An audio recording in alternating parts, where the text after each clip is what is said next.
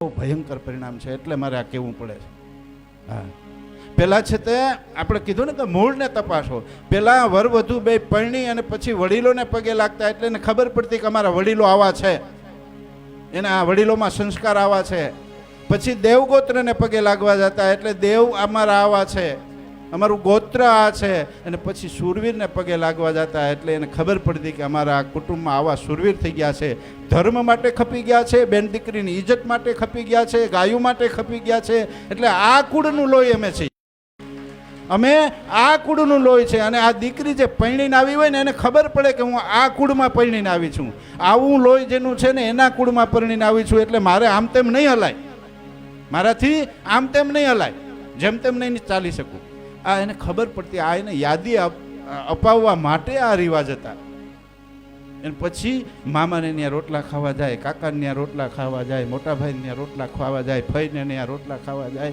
હવે આ બધાને ત્યાં રોટલા ખાવા જાય ને તો મહિના 2 મહિના નીકળી જતા.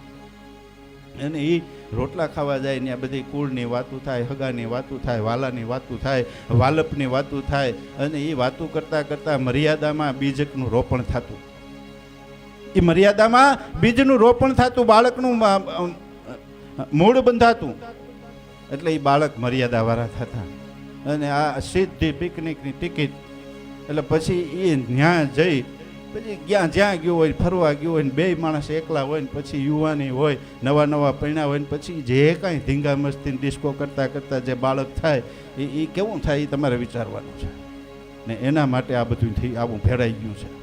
હે, એ પછી કાંઈ કોઈનું માને નહીં, કારણ કે એ ડિસ્કો કરતાં કરતાં બીજ રોપાણું છે, એ મોજ કરતાં કરતાં બીજ રોપાણું છે.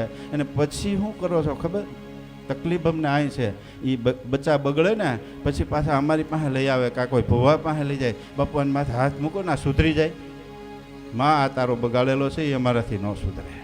હે, એ અમારાથી ન સુધરે, કારણ કે તે બગાડ્યો છે, તે એનું બીજે ખોટું રોપ્યું છે, તે 9 મહિના એને સંસ્કારો ખોટા આપ્યા છે.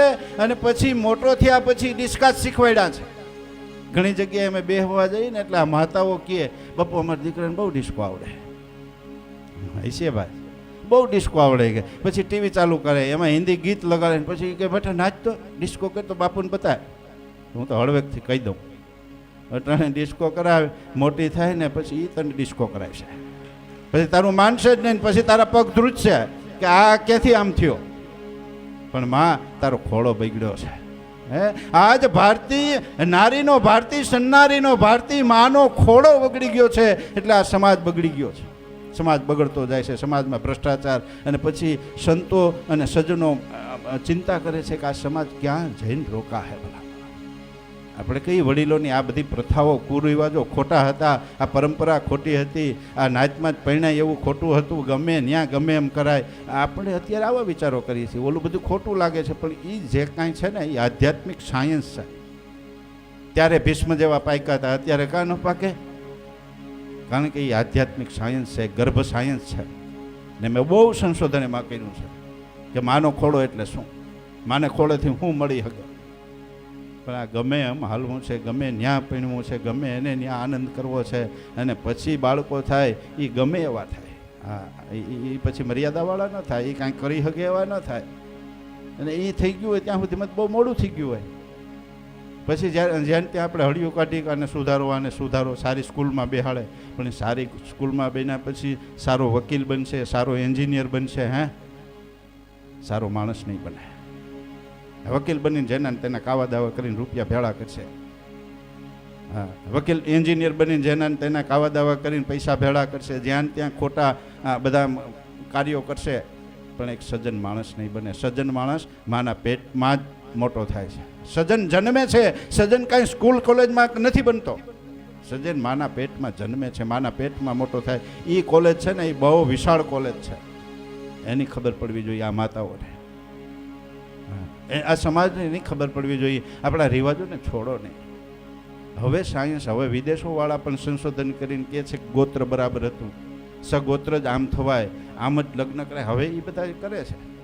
એ આપણા યોગની પાછળ પીડા છે ને આપણે એની સંસ્કૃતિની પાછળ પીડા છે.